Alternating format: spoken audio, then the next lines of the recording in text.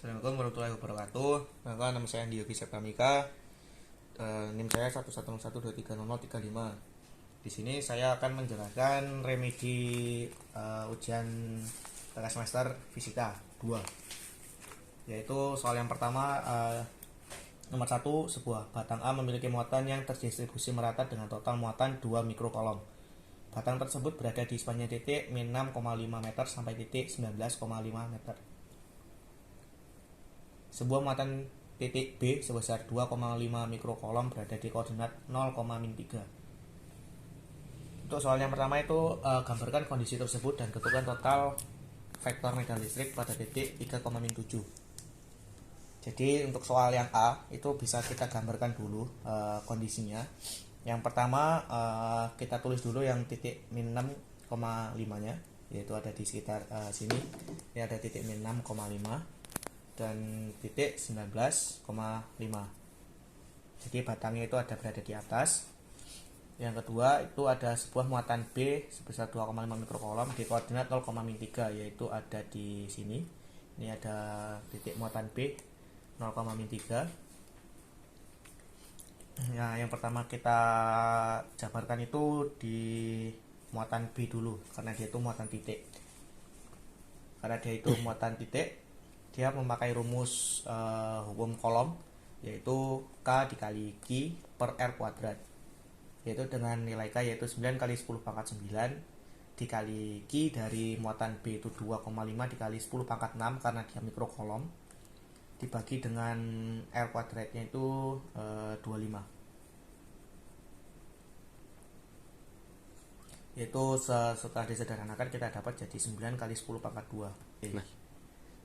Jadi yang kedua itu kita harus menghitung dari vektor R-nya, besar satuan R sama besar vektor R-nya. Jadi untuk vektor R-nya itu kita kurangi dari titik medan listrik yang ada di muatan C, yaitu 3,-7, dikurang sama titik muatan B, yaitu 0,-3. Ya tinggal dikurang, jadi 3 dikurang 0 itu 3, min 7 dikurang min 3 itu jadi ya min 7 plus 3 sama dengan min 4. Jadinya untuk vektor R-nya itu 3i min 4j. Sedangkan besar satuan R-nya itu tinggal dikurangi aja, 3 dikurang 0 dipangkatkan 2 ditambah sama min 7 plus 3 dipangkatkan 2. Yaitu hasilnya R itu sama dengan 25. Terus untuk besar vektor R-nya itu ada 5 ya, yang ini itu 5. Jadi yang R pangkat kuadrat tadi diambil dari yang R ini 5 dipangkat 2 sama dengan 25. Nah, didapatkan hasil 9 kali 10 pangkat 2 untuk bagian mutlak EB nya atau medan listrik di muatan B, yaitu muatan titik. Yang ketiga itu kita harus menghitung dari total EB ya, karena masih di pertanyaan A. Total EB atau total medan muatan listrik di titik B terhadap titik C itu tinggal kita tulis seperti ini. Total vektor medan EB atau medan listrik pada titik B terhadap C itu rumusnya EB, mutlak EB dikali sama R1.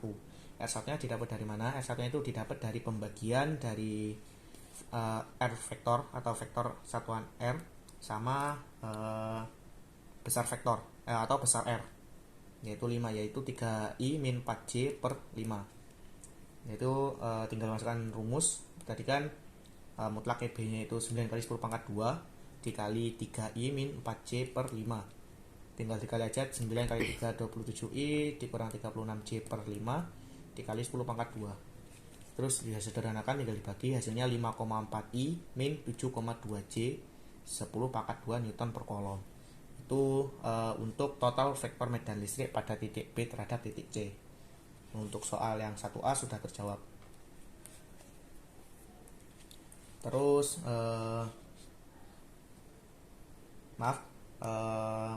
untuk yang muatan A itu kan tadi di muatan B atau di titik. Jadi yang untuk muatan A itu kan yang batang di sini, yang batang. Sedangkan untuk yang muatan B tadi kan yang di titik ini, yang di titik B. Sedangkan yang muatan A atau batang itu untuk menghitung vektor medan listriknya itu pakai rumus E sama dengan K K dikali lambda per A ya, dikali lagi cos B min cos alpha min I ditambah sin B min sin A min sin alpha min C dikali min C, yaitu kita dapatkan nilai lambda itu didapat dari Q per L ya. Q per L, yaitu Q nya itu kan diketahui di soal, yaitu 2 mikrokolom, jadi 2 kali 10 pangkat min 6, sedangkan L nya itu 25 didapat dari sini. Jadi titik muatan C itu kan ada di 3, min 7. Jadi yang di X itu ada koordinat 3, terus yang di kanan, yang paling kanan itu ada titik 19. Jadi dari koordinat 3 ke 19 itu kan ada 16 titik yang dilalui. Terus ditambah sama yang paling kiri atau yang titik muatan yang paling kiri itu kan ada di min 6,5. Jadi ada di min 6 sampai 3 itu ada 9 titik yang dilalui. Jadi tinggal ditambah saja, untuk L nya itu 9 ditambah 16 yang hasilnya 25. L nya sudah dapat, Q nya sudah dapat ya, lambda nya sudah dapat. Sekarang itu A itu didapat dari titik terpendek dari koordinat menuju batang. Jadi kan di sini ada koordinat 3, min 7 di soal. Itu terletak muatan C nya terletak di min 7 paling bawah. Sampai ke tengah batang atau jarak terdekatnya itu tinggal dihitung saja, dari min 7 sampai titik atas yang paling atas itu adalah 5. Jadi 5 ke min 7 itu ada sekitar 12 titik yang dilalui. Jadi A nya itu adalah 12. Tinggal dimasukin rumus ya. Terus untuk menghitung cos B, cos alpha, sin beta, dan sin alpha itu tinggal kita cari melalui rumus Pythagoras. Yang pertama itu kita mencari sisi yang sebelah sini dulu. Yang sebelah sini itu didapat dari akar 12 kuadrat. Akar 12 itu A ya, ini ditambah sama 16 kuadrat yang sisi atas ini. Jadi didapatkan itu akar 400 sama dengan 20. Terus yang 15 ini itu didapat dari sini, yang sisi sini itu 15 didapat dari akar 12 kuadrat ini ditambah sama 9 kuadrat sama dengan akar 225 sama dengan 15. Tinggal pakai rumus cos sama dengan samping per miring dan sin sama dengan depan per miring ya. Yang pertama cos sami. Samping itu ada sisi 12 di sini. Ini sisi samping dan sisi miringnya 15. Disederhanakan jadi 4/5. Cos alpha yang sebelah alpha di sini itu samping per miring juga 12 per 20 disederhanakan jadi 3/5. Yang sin itu depan per miring. Sin betanya 9/15 ya, ini depannya, sisi depan sama dengan 9, sisi miringnya 15 disederhanakan jadi 3/5, dan sin alpanya itu sin depan miring ya 16/20 jadi min 4/5, karena yang sin alpha itu selalu min sudutnya.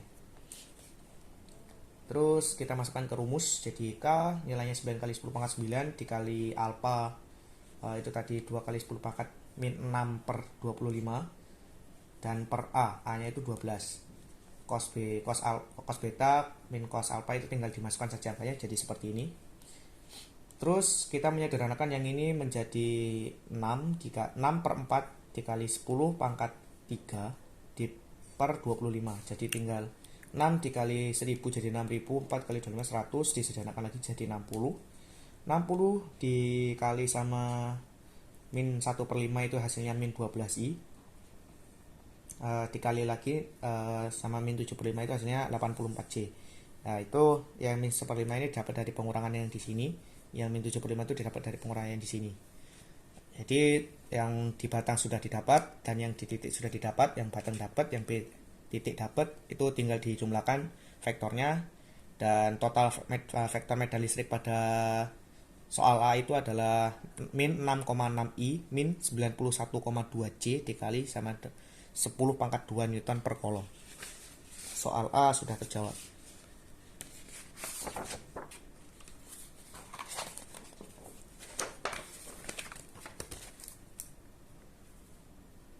Jadi untuk yang B itu ada, bila pada titik 3,7 meter diletakkan muatan C sebesar min 3 mikrokolom, tentukan vektor gaya yang dialami muatan tersebut. Ya, vektor gaya itu rumusnya vektor F sama dengan vektor total medan listrik E dikali sama muatannya Q, yaitu tinggal dimasukkan ke rumus saja. E nya itu tadi dapat tadi min 6,6 I dikurang 91,2 J dikali 10 pangkat 2 dikali lagi muatannya yang terdapat di muatan C itu sebesar min 3 mikrokolom, yaitu min 3 kali 10 pangkat min 6, tinggal dikalikan jadi 19,8 I ditambah 273,6 J dikali 10 pangkat min 4 Newton. Terus untuk yang C, bila ingin membuat muatan C tetap diam, maka tentukan besar muatan tambahan dan posisinya. Jadi yang untuk titik awal itu kan 19,5. 19 untuk menuju titik ketiga itu memerlukan 16 koordinat. Nah, yang dari 19 ke 3 ini sampai sini itu 16. Terus untuk menentukan posisinya yang benar itu tinggal 3 itu ditambah ke kiri sebanyak 16 koordinat, yaitu terletak di min 13. Yang kedua itu titik 5. Titik 5 itu sampai min 7. 5 sampai min 7 sini. Itu jumlahnya ada 12 koordinat 5 sampai min 7 sampai sini ya, bawah sini 5 sampai min 7 itu ada 12 koordinat. Dan juga habis itu dari min 7 itu ditambah lagi 12 koordinat ke bawah jadinya min 19. Nah, yang kedua sama seperti tadi, min 6 ke 3 itu ada 9 koordinat. Terus yang dari 3 tinggal ditambah pencerminannya ke kanan sebanyak 9 jadinya titiknya 12. Yang 5 juga sama, kebetulan ya jadinya dia jadi min 19. Untuk besar muatan titiknya yang di 0,-3 itu 0 ke daerah 3, titik 3 itu ada sebanyak 3 koordinat. Jadi dari 3 itu ditambah lagi ke kanan sebanyak 3 ya, jadinya 6. Terus yang min 3 ke min 7 itu ada min 4 koordinat. Tinggal ditambah aja dari min 7 ke bawah lagi min 4 jadinya min 11 di sini. Sudah selesai. Jadi untuk besar muatannya itu kita samakan dengan muatan yang awal yang berada di soal untuk agar muatan C-nya itu tetap seimbang atau tetap diam. Lanjut ke nomor 2, yaitu sebuah silinder konduktor tipis memiliki jari-jari 4 cm dan muatan 5 nanokolom.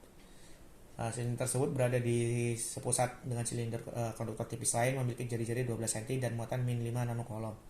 Yang pertama itu kita harus menentukan beda potensial dan kapasitansi listrik antara kedua silinder. Yang pertama itu A, V, dan C. Untuk gambarnya dapat dilihat seperti ini. Untuk jari-jari yang pertama yang A itu ada 4 cm, jari-jari B ada 12 cm. Dipangkatkan 2 jadi 4 kali 10 pangkat min 2 meter ya, ini meter, dan ini sama 12 kali 10 pangkat min 2 meter. Jadi untuk QA nya itu kan 5 nanokolom dan QB nya min 5 nanokolom. Untuk L nya dengan ketentuan sama dengan 1 meter. Tinggal dimasukkan rumus saja. V sama dengan Q per 2pi 0 epsilon 0 dikali L dikali lagi ln B per A. Yaitu ini adalah rumus menentukan beda potensial di silinder. Tinggal masukin angkanya saja. Yang Q itu 5 nanokolom, dia berarti pangkat min 9. Ya 5 dikali 10 pangkat min 9 per 2pi dikali 8,85 dikali 10 pangkat min 12 dikali 1. Untuk ln-nya karena pangkatnya itu min 12 10 pangkat min 2 semua, jadi 12 kali 10 pangkat min 2 per yang A nya tadi 4 kali 10 pangkat min 2 tinggal coret aja jadi ln 3 ya. Terus yang ini kita sederhanakan, 10 pangkat 9 10 pangkat min 12 jadi 10 pangkat 3. Dan ini bawahnya 2pi dikali 8,85 dikalikan lagi dengan ln 3. Yang kita dapat dari hasil yang operasi yang ini itu hasilnya 89,91 dikali ln 3 yang berhasil yang hasilnya 98,77 volt untuk beda potensialnya. Yang kedua itu menentukan kapasitansinya. Rumus kapasitansinya itu C sama dengan Q per V. Rumus untuk Q-nya tadi tetap pakai yang QA ya, karena dia yang positif dan berada di dalam. Jadinya 5 dikali 10 pangkat min 9 nanokolom, karena dia nanokolom jadi min 9, dibagi sama beda potensialnya itu 98,77 volt. yang didapatkan kapasitansinya itu 0,0506 dikali 10 pangkat 9 farad. Untuk yang kedua itu energi yang tersimpan pada kapasitor. Energi yang tersimpan pada kapasitor ini menjawab soal yang B. Rumusnya W sama dengan 1/2 dikali C kapasitansi dikali beda potensial pangkat 2 atau V pangkat 2, yaitu 1/2 dikali 0,0506 dikali 98,77 pangkat 2, yang didapatkan hasilnya itu 246,8 dikali 10 pangkat 9 Joule.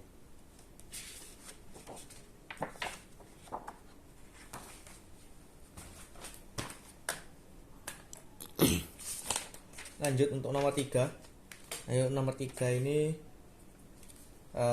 kita menggunakan loopnya itu seperti yang loop pertama itu kita searah jarum jam, dan loop kedua itu berlawanan arah jarum jam ya. Jadi setelah menentukan loopnya itu kita menentukan arah arusnya juga. Yang untuk pertama arah arus I1 nya itu saya menentukannya ke sana, ke kanan, dan yang arus I2 nya itu masuk ke bawah sini, ke bawah, dan I3 nya itu ke arah atas B nya, jadi ke kiri. Jadi yang pertama kita tentukan dulu hukum Kirchhoff satunya, yaitu I masuk sama dengan I keluar. Ya, seperti yang kita tahu, I masuknya kalau sesuai dengan loop yang saya buat, yaitu I masuknya itu ada I1 ditambah I3, dan I keluarnya itu adalah I2. Sudah dapat, itu merupakan persamaan 1. Untuk hukum Kirchhoff kedua, itu yang pertama pada loop 1 ya.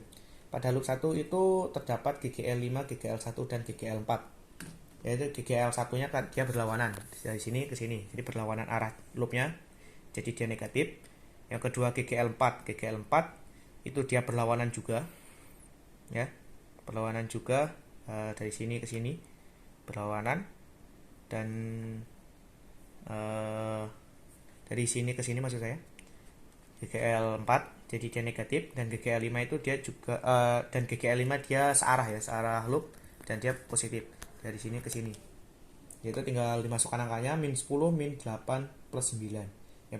Yang hasilnya -9 sama dengan yang I dan R nya yang melalui, yaitu I1 yaitu ini, dan juga R1 ini ya, serta I2 ini, I2 di sini, dan R2 ini, R2 nya tinggal dikali jadi -9 sama dengan 2I1 ditambah 1I2 atau 2I1 ditambah I2.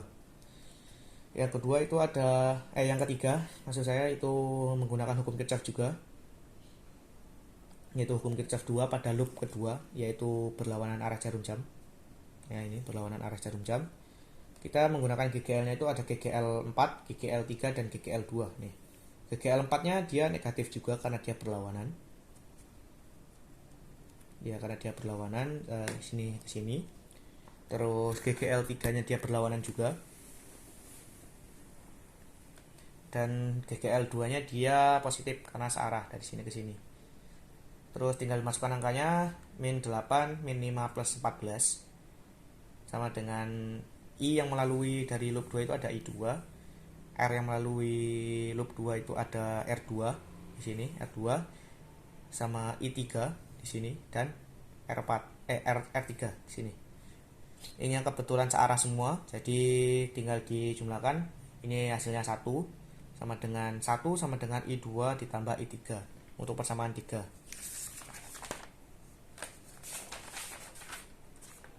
Langsung untuk persamaan langkah keempat itu tinggal kita substitusi ya, persamaan 1 dan 2, yaitu -9 sama dengan 2I1 ditambah I2. -9 sama dengan 2I1 ditambah I2 itu kan berarti I1 ditambah I3. Terus -9 sama dengan 3I1 ditambah I3. Kita sederhanakan kedua ruasnya jadi -3 sama dengan I1 ditambah 1/3 I3. Itu persamaan 4-nya. Kita substitusi lagi untuk langkah kelima, substitusi 1 dan 3, yaitu 1 sama dengan I2 ditambah I3. 1 I2 itu kan berarti I1 tambah I3, berarti 1 sama dengan I1 ditambah 2 I3. Itu mendapat persamaan kelima. Untuk persamaan langkah ke-6 kita mengeliminasi persamaan 4 dan 5, yaitu min 3 sama dengan I1 ditambah 1/3 I3 sama yang ini 1 sama dengan I1 ditambah 2 I3. Kita eliminasi yang I3 nya, yang atas itu kita kali 6, jadinya min 18 sama dengan 6I1 ditambah 2I3, yang bawah tetap 1 sama dengan I1 ditambah 2I3.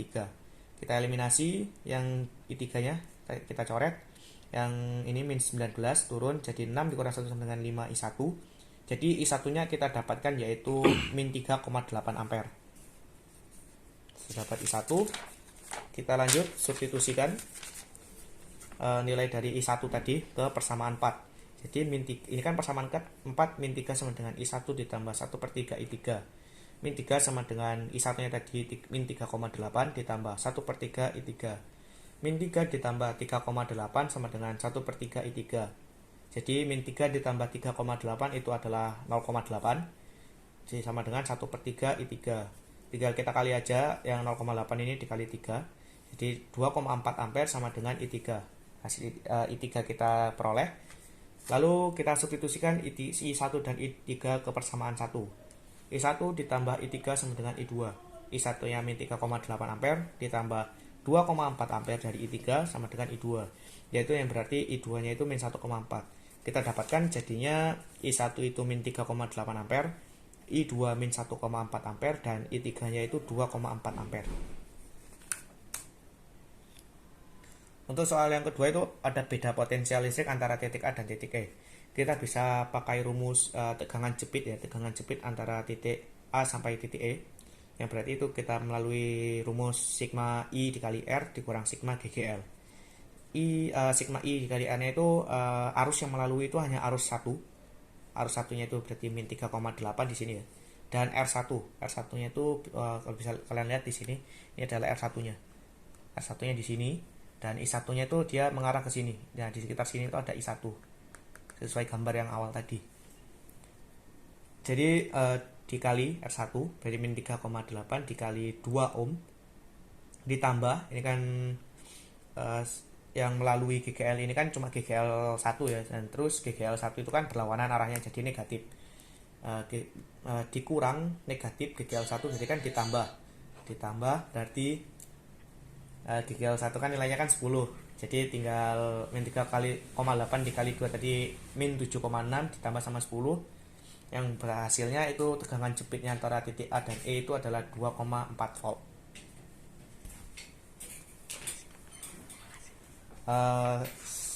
Hanya seperti itu penjelasan yang bisa saya lakukan.